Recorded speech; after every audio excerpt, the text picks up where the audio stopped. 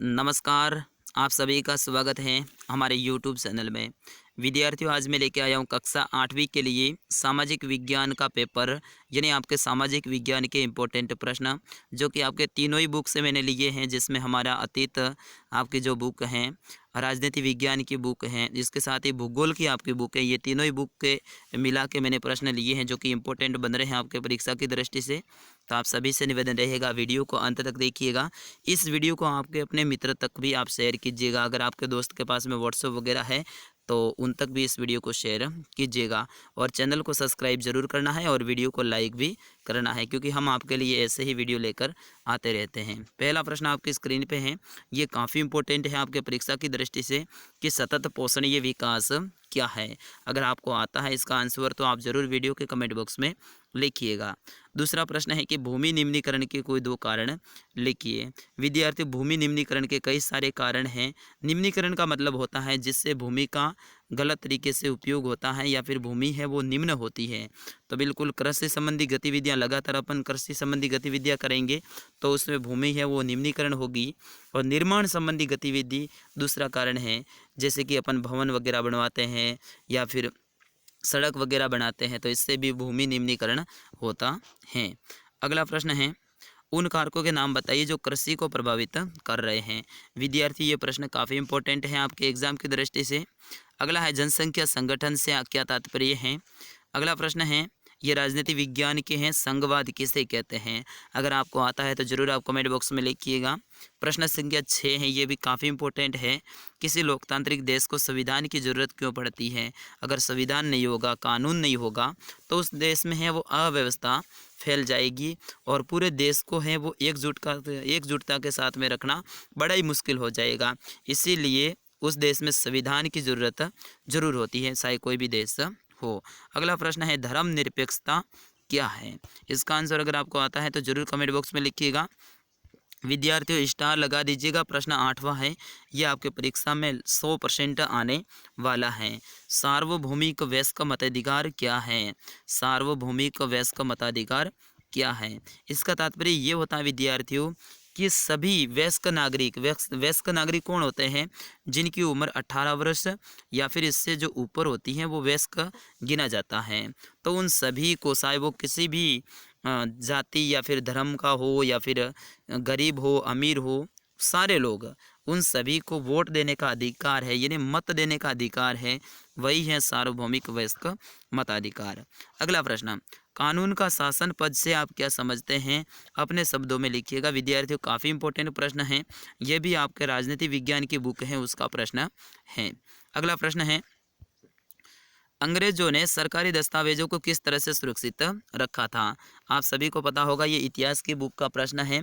अंग्रेज है वो सरकारी दस्तावेजों को अभिलेखागार कक्ष बनाते थे, उसके अंदर रखते थे, और हर जो उनका दफ्तर होता था उसके पास में अलग से डॉक्यूमेंट कक्ष भी होता था, उसके अंदर अपने डॉक्यूमेंट को वो सुरक्षित रखते थे।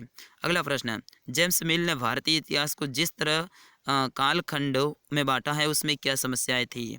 आप सभी को पता होगा, जेम्स मिल ने भारतीय जो इतिहास है इसको 3 कालखंडों में बांटा है। कितने? 3 कालखंडों में। आपने इतिहास में पढ़ा होगा। 3 कौन कौन से हैं? हिंदू, मुस्लिम और साथ ही ब्रिटिश इतिहास। तो इनमें क्या है कि इन्होंने हिंदू और मुस्लिम दो ही बताया है इन्होंने, और बाकी धर्मों के बारे में या फिर बाकी लोगों के बारे में कोई उल्लेख नहीं किया है। और जेम्स मिल के अनुसार क्या था कि भारत में है ना, सब मतलब पाखंडों का राज था, इस तरह से था, वैसा कुछ भी नहीं था। लेकिन इसने बढ़ चढ़ के अपनी भाषा है वो लिखी थी अपनी बुक में। तो ये आपको लिखना है, और इस प्रश्नों का आप याद कर लीजिएगा, काफ़ी इंपॉर्टेंट हैं। अगला प्रश्न है, यूरोपीय व्यापारी कंपनियां भारत की तरफ क्यों आकर्षित हो रही थी। क्योंकि अपने यहाँ पे क्या थी, व्यापार की अपार संभावनाएं थी, यहाँ पे धन दौलत की कोई कमी नहीं थी, यहाँ पे अच्छे कारीगर भी उपलब्ध थे, कच्चा माल भी आसानी से मिल जाता था, और यहाँ पे व्यापार, उनके जो व्यापार को फलने और फूलने की अच्छी संभावना थी। इस कारण से उन्होंने यहाँ पे आकर्षित हो रही थी। अगला प्रश्न है कि बंगाल के नवाब और ईस्ट इंडिया कंपनी के बीच में किन बातों पर विवाद थे। ये भी आपके इतिहास के बुक का प्रश्न है। अगला प्रश्न है, ये आपके इतिहास की बुक का 100वें पाठ का प्रश्न है कि दिकुओं से आदिवासियों के गुस्से के क्या कारण थे। तो ये भी प्रश्न काफ़ी इंपॉर्टेंट हैं। अगला है, मानव संसाधन क्यों महत्वपूर्ण हैं। मानव ही एक ऐसा संसाधन है जो कि यहाँ पे उपस्थित सभी चीज़ों का विवेकपूर्ण उपयोग कर सकता है, अपने कौशल से उसका विकास कर सकता है या फिर उससे अपनी तकनीक से नई नई जो चीज़ें हैं उनका आविष्कार कर सकता है। इसीलिए मानव संसाधन है वो महत्वपूर्ण संसाधन है। 5 तरीके दीजिए जिससे आप घर में ऊर्जा बचा सकते हैं। बिल्कुल ऐसे 5 तरीके बताने हैं जिससे अपने घर में जो लाइट है उसको अपन बचा सकते हैं। 17वां प्रश्न काफ़ी इंपॉर्टेंट है, ये 3 नंबर का प्रश्न रहेगा। परंपरागत और गैर परंपरागत ऊर्जा के स्रोत में क्या अंतर है? परंपरागत वे ऊर्जा के स्रोत होते हैं विद्यार्थियों जो कि परंपरा से चले आ रहे हैं, वो होते हैं परंपरागत ऊर्जा के स्रोत जैसे सौर ऊर्जा। और गैर परंपरागत ऊर्जा के स्रोत वे होते हैं जो कि पिछले कुछ वर्षों में या फिर 1 या 2 दशक से चालू किए हैं, वो होते हैं गैर परंपरागत ऊर्जा के स्रोत। अगला प्रश्न काफ़ी इंपॉर्टेंट है विद्यार्थियों, ये भी 3 नंबर का रहेगा, रट लीजिएगा आप सभी। धात्विक और अधात्विक खनिज किसे कहते हैं? कोई 4 उदाहरण देने हैं, ये आप 3 नंबर का रहेगा आपके प्रश्न। तो धात्विक खनिज वे होते हैं जिसमें धातु के अंश विद्यमान होते हैं या फिर धातु के अंश पाए जाते हैं, धात्विक खनिज कहलाते हैं। धात्विक खनिज में क्या होता है, जैसे कि लोहा, तांबा, सीसा, जस्ता, एल्यूमिनियम, ये सारे के सारे हैं, ये धात्विक खनिज है और ये ऊर्जा के सुचालक होते हैं। अधात्विक खनिज वे होते हैं जिसके अंदर धातु के अंश नहीं पाए जाते हैं, उन्हें अधात्विक खनिज कहा जाता है, जैसे संगमरमर आदि।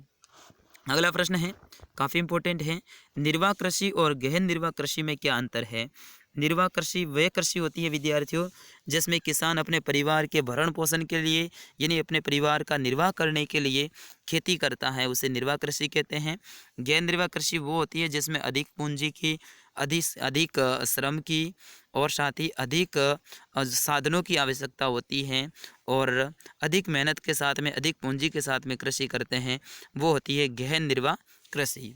अगला प्रश्न है 20वां प्रश्न काफ़ी इंपॉर्टेंट है विद्यार्थियों, ये भी। स्थानांतरित कृषि क्या है? इस कृषि की प्रमुख हानियाँ बतानी है। तो विद्यार्थियों स्थानांतरित कृषि वो होती हैं जो कि जिसको अपन झूमिंग कृषि भी कहते हैं। क्या कहते हैं? झूमिंग कृषि भी कहते हैं। ये क्या होता है कि किसी एक जगह पे पेड़ पौधों को काट के वहाँ पे खेती करते हैं और पेड़ पौधे होते हैं उनकी जला के जो राख होती है उसको भी ज़मीन के अंदर मिला देते हैं। वो ज़मीन उपजाऊ रहती है तब तक तो वहाँ पे खेती करते हैं। जैसे ही भूमि के अंदर जो उपजाऊपन है वो समाप्त हो जाता है तो फिर वहाँ से वो किसान है उस खेती को छोड़ के दूसरी जगह पे चला जाता है, फिर वहाँ जाके फिर से पेड़ पौधों को काटता है, जलाता है और फिर वहाँ जाके भी खेती करता है। तो इससे हानियाँ क्या होती है कि इससे पर्यावरण को हानि पहुँचती है, पेड़ पौधे कटते हैं, है कि नहीं? और इसके साथ ही जो लकड़ियों को काटते हैं तो इससे वायु है वो भी प्रदूषण हो जाती है। इस तरह से अगर पेड़ पौधों को काटते रहेंगे तो हमारे जो वन्य जीव हैं उनके लिए आवास खत्म हो जाएगा। तो इस तरह से ये हानियाँ हैं। अगला प्रश्न है काफ़ी इंपॉर्टेंट है, कृषि आधारित उद्योग और खनिज आधारित उद्योग में क्या अंतर है? तो एक साइड में आपको लिख देना है कृषि आधारित उद्योग इस साइड में और इस साइड में लिख देना है खनिज आधारित उद्योग। कृषि आधारित उद्योग ये वे खनिज उद्योग होते हैं जो कि कृषि के ऊपर निर्भर होते हैं, जैसे चक्कर उद्योग, गुड़ उद्योग आदि। खनिज आधारित उद्योग वे होते हैं जो कि पूर्णतः खनिज पर आधारित रहते हैं, जैसे कि लो एस्क उद्योग, है कि नहीं? तो इस तरह से आपको लिखना है।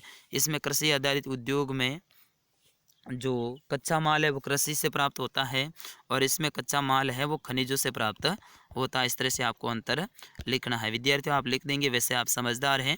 अगला प्रश्न है, विश्व में जनसंख्या के असमान वितरण के क्या कारण है? कोई 5 कारण लिखिए। इसमें तो आप लिखो उतना ही कम है, खूब कारण है जनसंख्या के वितरण के, तो इसमें 5 कारण है वो आपको लिखने हैं।